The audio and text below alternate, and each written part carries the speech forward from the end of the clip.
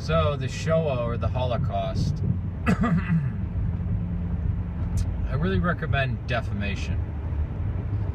And why do many Palestinians and Arabs doubt the Holocaust or the Shoah?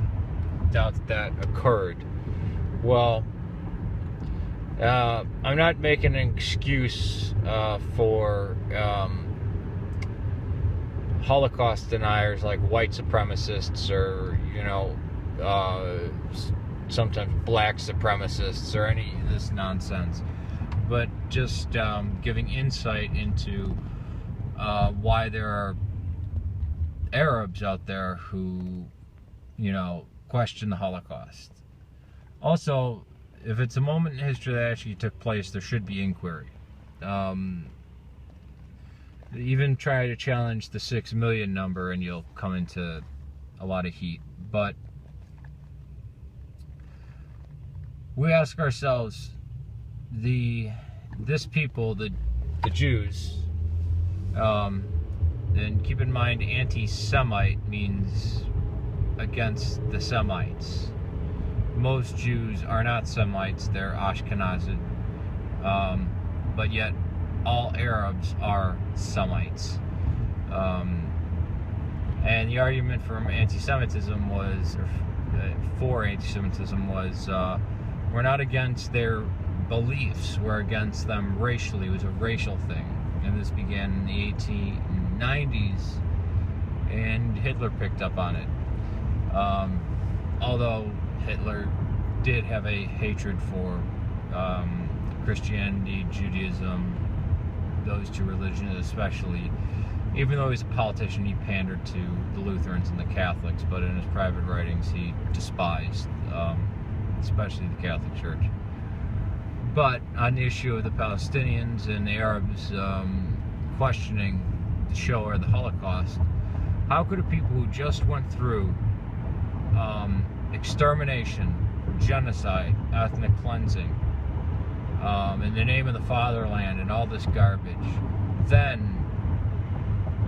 go to a land and do the exact same thing to a people, considering them less than human? And I've heard them, Jews call,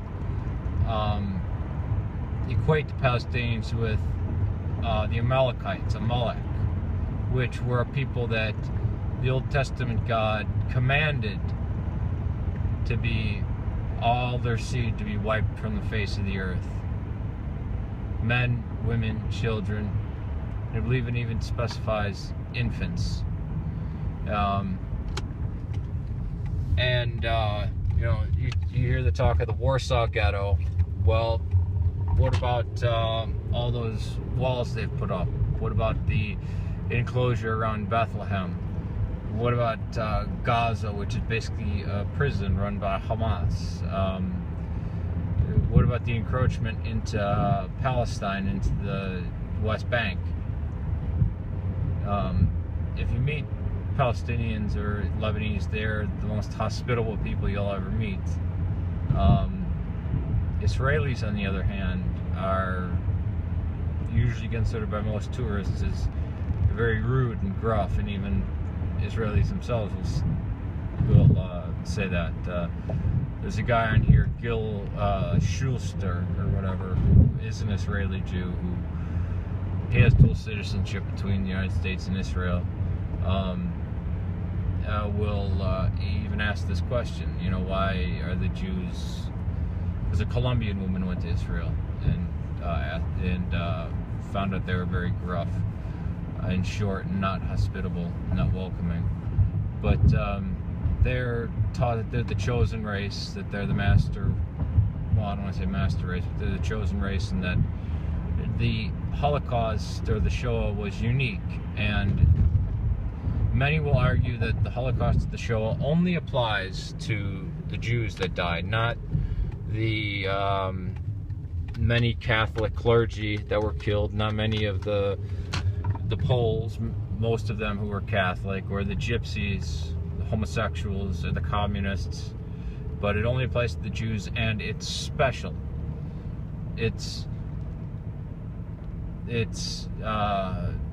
particular and peculiar. It's I believe the B'nai B'rith, the ADL, will say that it's the worst event in human history that has happened or that could happen. Yet you have the Holodomor, which was an artificially incited famine by Stalin upon Ukraine.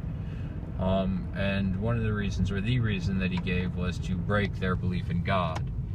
And it was an artificially incited famine, and I believe confirmed 9 million dead. Whereas the 6 million figure, I put the figure around 3 million from what I've seen. Although, I mean, it's tragedy, it's terrible that 3 million Jews were murdered. But just by saying that, people scream anti-Semite, even though I'm Semitic. And they'll say that I'm a Holocaust denier, just because I disagree with the official number. And the 6 million number was used during the Franco-Prussian War. They said 6 million Jews died. It was used in World War I, said 6 million Jews died. And a lot of the propaganda of soap and lampshades, this has all been disproven, even by the Israelis. The Israeli government will say, yeah, Jews were never turned into soap or lampshades. This is all, you could see all this in the American propaganda videos. But they even said there was an electro chamber, there was an atom bomb drop. So there's a lot of this suspect stuff. And if you go back and say, well, Jews were never turned into soap, even though, you know, the state of Israel admits that, or skin was never made into lampshades, you'll get called a Holocaust denier, an anti-Semite, a Jew hater, a racist, all this kind of stuff. But, and I should go into another part of why were the Jews picked out. Was it just because of anti-Semitism, or was there another component? The other component being communism, and I'll get into that in Funk and Wagnall's definition of the time of communism, you know, the Jewish Encyclopedia definition of communism that was printed in the 1920s, and it was there in reprints up until even after World War II. But yeah, that's the reason. So if you hear a Palestinian question the Holocaust or the Shoah, don't immediately assume that they're Nazis. Because again, how can people who suffered this exact same thing then inflict it on another people, believing that they're unfit for life and they need to be kicked off the land that they've been living on for thousands of years? Alright, peace to you.